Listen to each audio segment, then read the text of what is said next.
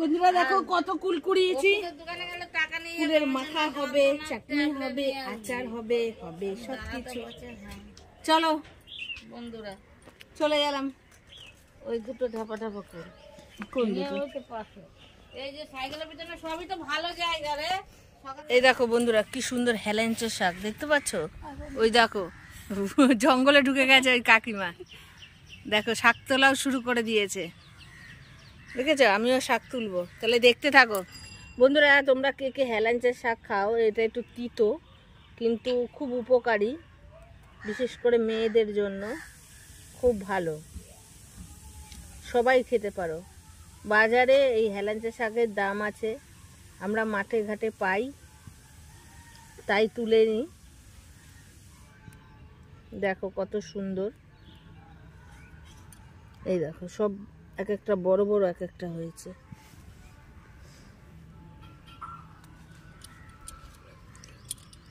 উনি জঙ্গলের ভেতরে চলে গেছে বড় বড়টা আনতে।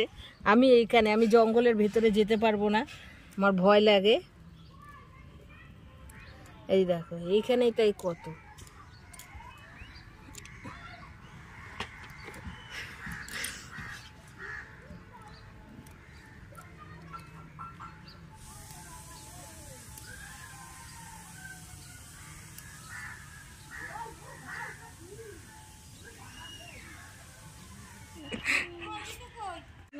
এগুলো আজকে রোদ্দুর নেই বলে তাই জন্য তুলতে এসছি।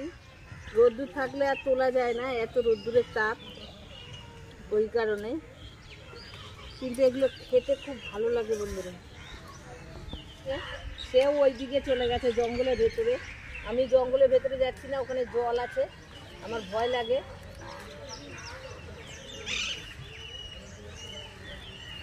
কতটি তুলছে? দুটি তুলছে, কচু পাতার সঙ্গে তুলে নিচ্ছে। এ কি করবা, ধরো তবে তুমি অনেক।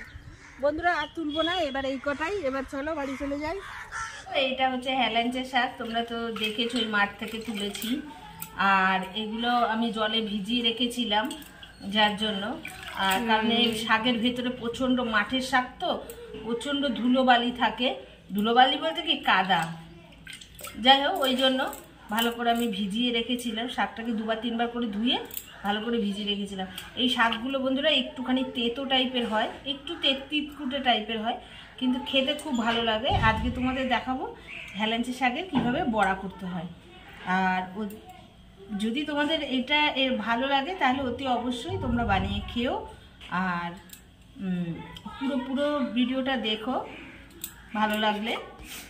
আর এই দেখো, আর এই বড়া করার জন্য আমি এখানে জিনিস নিয়েছি। এই দেখো এক বাটি বেসন, এক বাটি চালের গুঁড়ো নিয়েছি, এক বাটি বেসন নিয়েছি, আর এইখানে দেখো এটা ডিম আছে, মাছের ডিম, আর এই দেখো কাঁচা লঙ্কা। মাছের ডিমটা দেওয়ার কারণটা কি, যে তোমার এই যে তিতকুটে যে ভাবটা আছে এটা অনেকটা কম লাগবে বন্ধুরা, তার জন্য মাছের ডিমটা দেবো। খেতে খুবই ভালো লাগে বন্ধুরা। শাকগুলো নিয়ে নিলাম, শাকগুলো দেখো কুচিয়ে নিয়েছি আমি। শাকগুলোর মাথা ভেঙে নিয়ে এসেছিলাম মাঠ থেকে, আর এই শাকগুলোকে আমি কুচিয়ে নিয়েছি। আর এই যে চালের গুঁড়োটা আমি দিয়ে দিচ্ছি, আর এই দেখো বেসনটা বেশি দিলাম, চালের গুঁড়োটা কম দিলাম বন্ধুরা। আর এই যে ডিমটা দেখছো, লঙ্কাগুলো কুচি কুচি করে কেটে দেবো, আর এই যে ডিমটা দেখছো, ডিমটা কেটে দেবো।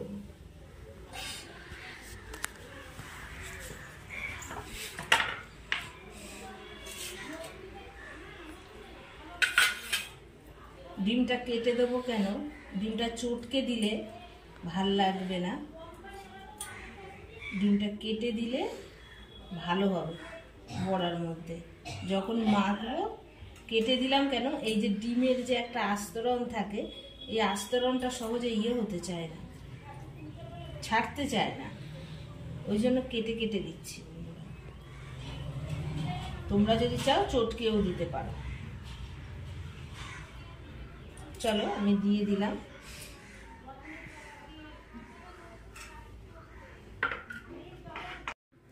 দেখি আদা আছে একটু, রসুন আছে একটু, এগুলো একটু বেটে দেবো, বেশি না, 1 কোয়া রসুন এখানে, আর একটুখানি আদা, আর এই লঙ্কাগুলো কুচিয়ে দেবো। বন্ধুরা এই দেখো লঙ্কা কুচিয়ে দিয়েছি, আর ওই যে বাটাটা 1 কোয়া রসুন আর একটু আদা দিয়ে দিয়েছি। এবার নুন দিয়ে দেবো। নুনটা বন্ধুরা আন্দাজ মতন দিতে হবে। দেখো এতটা নুন দিয়েছি, কারণ অনেকটা চালের গুঁড়ো রয়েছে, বেসন রয়েছে, শাক রয়েছে, ডিম রয়েছে, তাই এতটা নুন দিলাম।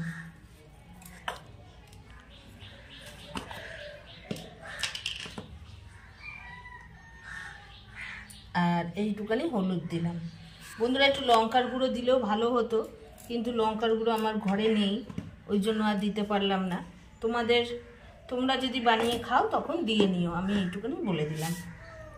চলো সব দিয়ে আগে মাখি, দেখি কতটা জল বেরায়, কারণ শাকের তো একটা জল বেরায়।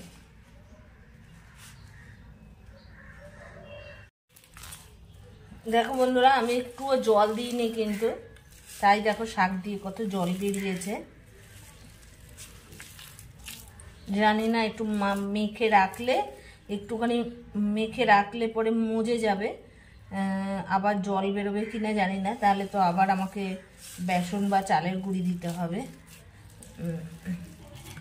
একটুখানি রেখে তারপরে ভাজলে ভালো হয়, যার জন্য আমি একটু মেখে রেখে দেবো। এই দেখো ডিমের আঁশগুলো। কড়াই বসিয়ে দিয়েছি, গ্যাস জ্বালিয়ে দিয়েছি, এই দেখো কড়াই গরম হয়ে এসছে।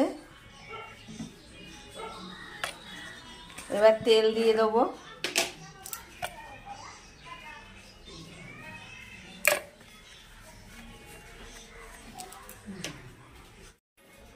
বন্ধুরা দেখো বড়ার পাতাগুলো কত সুন্দর মজে গেছে, যার জন্য এখন তুলে বড়ার সাইজে করতেও সুবিধা হবে।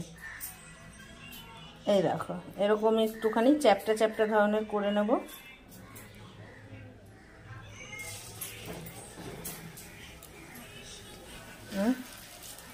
কিসের বড়া? হেলাঞ্চা পাতা না।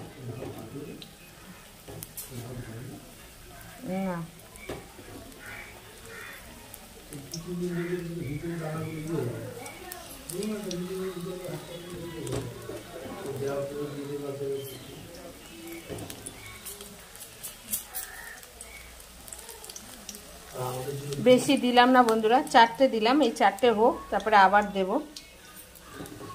আর বড়ার জন্য আঁচটা সবসময় ধিমে আঁচে ভালো হয় বন্ধুরা বড়াটা। বন্ধুরা এক প্রায় হয়ে এসছে, এবার একটু উল্টে দেবো।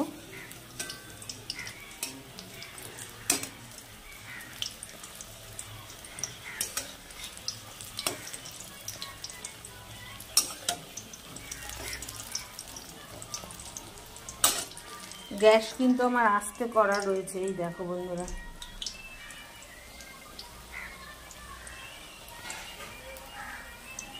দেখো বড়াগুলো কি সুন্দর লাল লাল হয়ে উঠেছে, আর বড়াগুলো কত সুন্দর ফুলেছে, দেখেছো? খুব সুন্দর হয়েছে কিন্তু বন্ধুরা বড়াগুলো। চলো এবার তেলটাকে একটু ঝরিয়ে নিতে হবে, কারণ বড়াতে প্রচুর পরিমাণে তেল টানে।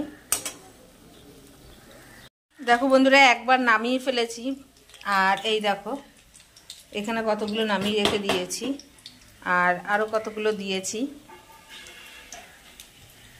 দেখো বড়ার কালারটা শুধু দেখো, কালারটা কি সুন্দর এসছে। দেখো আমার বড়া কমপ্লিট। তোমাদের যদি ভালো লাগে অতি অবশ্যই এরমভাবে বড়াগুলো বানিয়ে খাবে, আর পুরো ভিডিওটা দেখবে, আর আমার পাশে থাকবে, বন্ধু বলে পাশে থাকবে। অতি অবশ্যই চ্যানেলটাকে লাইক করে দেবে আর সাবস্ক্রাইব করে দেবে, আর বন্ধু বলে পাশে থাকবে। তোমরা সুস্থ থাকবে। তাহলে আজকের মতন ভিডিওটা এখানেই শেষ করলাম। টাটা।